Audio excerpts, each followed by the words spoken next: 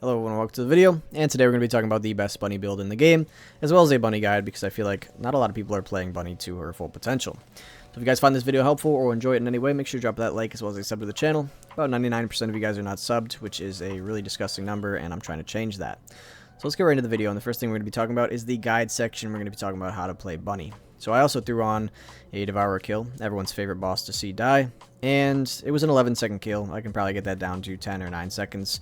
But honestly, the difference between 11, 12, 13, and 9 seconds is just how many crits you get. If I hit only crits, he would die in 5 seconds, but it's just not how it is, and I'm not going to sit there and farm him all day. I also threw in an Obstructor kill, killed him in a minute, and did 52 million damage, so the damage is quite impressive for Bunny. In my last video, one of the main concerns with the builds was that it was too squishy, and a lot of people were under the impression that I would be getting one shot all the time with such little defense, and so on and so forth. However, if you understand how defense works, you'll realize that it is not that good in this game. And the reason for that is because if you want 10% more damage mitigation from defense, you need to double your defense. So the difference between 15,000 defense and 60,000 defense is only about 20% damage mitigation, and Colossi deal 50% of their damage from their firearm attack and 50% elemental. So you're only getting a 20% damage mitigation on half of the damage you're receiving in a boss fight from investing another 45,000 defense. So you can see how that's really not worth it. And with a descendant like Bunny, who is a known DPS dealer, she is made to do DPS, she's not made to be tanky. And building her so just doesn't really make sense. It would be the same thing as stacking as much power as you can on Ajax. It's just not right. And I want to talk a little bit about that playstyle and how you're actually going to be playing Bunny. Bunny is someone that should be moving around all the time. And a lot of people are not using cover to their advantage. So what I mean by this is Bunny's abilities hit through walls, and they hit through walls with a lot of range. Our operations build has max range, and you can hit people from very, very far away. And again, you can hit them through walls, so why in the world would I stand directly in front of a boss, especially some of the shotgunner bosses that can literally one-shot you? Why would you even stand in front of him when you could just hit him through walls? So the way you're going to be playing Bunny is primarily killing enemies through walls. You're going to be using movement a lot. You're going to be using your grapples. Your grapples should pretty much always be on cooldown, because when you're using grapples, you are gaining speed. Your lightning emissions will proc and send out based on how fast you're moving. So you're getting more damage by moving faster, you're avoiding bullets by moving faster, which also means that you're taking less damage while moving faster, so you're just going to want to be grappling as often as you can. And again, playing around cover. This can be difficult when you're running into a new area in an operation and there's just a bunch of enemies waiting for you.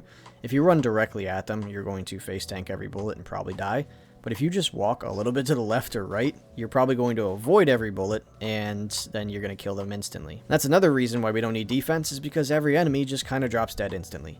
Why do I need to stack up defense and health if every enemy that would shoot at me dies before they can even do it? And with Colossi, you can also play around cover, as well as just getting good at avoiding their attacks. Using your rolls is very, very important. There's very few attacks in this game that are actually undodgeable. And one of those is the missiles from Frostwalker and Swampwalker. If you get hit by those, I mean, you're probably dead. But if that's the only cost of having this much damage, then I'll take it. And now we are going to talk about the builds. So I have 3 different builds, but the first thing I want to talk about is the reactors and external components. So obviously you're going to want the Tingling Singularity Reactor. It's best in slot. I have Thunder Cage mounting because I like the Thunder Cage with Bunny. And the substats are the most important things to get right. I'm not entirely sure how damage versus Colossus works, or if it's as good as I think it is, because if it's just 2500 damage thrown on the end of the ability, then that is absolute trash. But if it gets multiplied by all my other multipliers, then it's probably best in slot. Someone will have to let me know in the comments below if you guys have done the testing on it.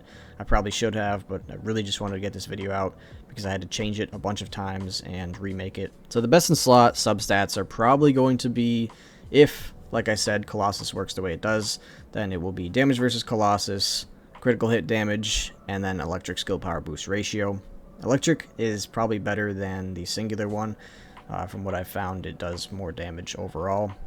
And crit hit rate can be decent, but because your crit hit rate is so low on Bunny, you'd probably just not be getting that much from it, and it might not be worth it at all. However, if you were to get a gold roll on the critical hit damage, which I think is ideal and I don't have it, Our crits would go from, this is the bossing build, so we currently have, 1 second. Now that I'm at max resource, our crits are 2.3 million. And I did the math, and if I were to have a boost for my reactor of about 30%, then these crits would actually be a little bit over 2.5 million. So that is a pretty big difference. That's 200,000 on your crits. Now I'm just going to quickly go over the external components. So we are using the 4-piece Slayer set.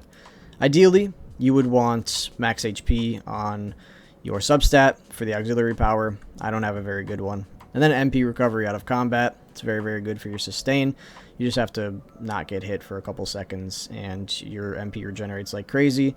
Not 100% necessary for bosses. I was just using it because Devourer kills, I wanted to have my max charge as fast as possible. But ideally you'd want fire resistance, max HP. This is a really good one. And then for the sensor, max MP and MP recovery in combat. Those are just best in slot. Max MP is very, very important. And then for your memory, we have defense and shield recovery in combat, but best in slot is obviously going to be defense and then electric defense, like something like this. That's probably the substats you're going to want. And then for the processor, this one doesn't really matter. There's really no good substats, but best in slot would probably be max shield and toxin resistance. So it should look something like these two. And for the weapon, we are using a Thunder Cage. These are my Thunder Cage stats. For the modules, it doesn't really matter. I feel like I barely ever shoot my Thunder Cage with Bunny. But if you want to max out your Thunder Cage, this is definitely the best. And then for the last slot, which I don't have catalyzed yet, it would just be weak point sight. And that would be the perfect Thunder Cage. Now we're going to be taking a look at the modules for the build. So for the first one we are going to be talking about is the Boss Shred build. And this is going to be utilizing High Voltage, which is an Ultimate Bunny exclusive. We are also using Mid-Air Maneuvering. I found that this one is just better for quick bursts of damage. I was actually wrong about long distance maneuvering. I thought that was the best, but it isn't. We have Spear and Shield, Skill Insight, Front Lines, Skill Simplification, Focus on Electric, Skill Concentration, Dangerous Ambush, Skill Expansion, HP Amp, and Emergency Measures. So we're stacking a lot of crit chance, a lot of crit damage. And in terms of raw damage, Focus on Electric and Skill Simplification are best in slot. You can swap out Focus on Electric for enemies that are more resistant to Electric, and just go with Electric Master. That'll give you a little bit more damage, but the difference is negligible. Now we're going to be talking about the farming builds. We are using Bionic Fuel and Long Distance Maneuvering. Obviously we want more speed, so I think Long Distance is better for that. We also have Maximized Duration. This is going to allow us to have pretty much 100% uptime, and we're using that in place of Spear and Shield. I used to have this as a cooldown slot because I wanted my farming build to be as efficient as possible, and changing it to a Rutile slot was not worth it for me because I pretty much did everything with just my one farming build. I did operations and all types of farming, and I figured I wouldn't really be using Bunny that much, but I feel like Rutile is better for just bossing. We then have pretty much the same thing across the board until we get to HP Collector. We have that for some more sustain. And we have increased HP, and the last one is Electronic Syncytium, just for a little bit more electric damage. For the operations build, it is High Voltage. We also have Maximize Range. A lot of the same modules here. And then we have Skill Expansion, MP Collector, so that we can run a lot more.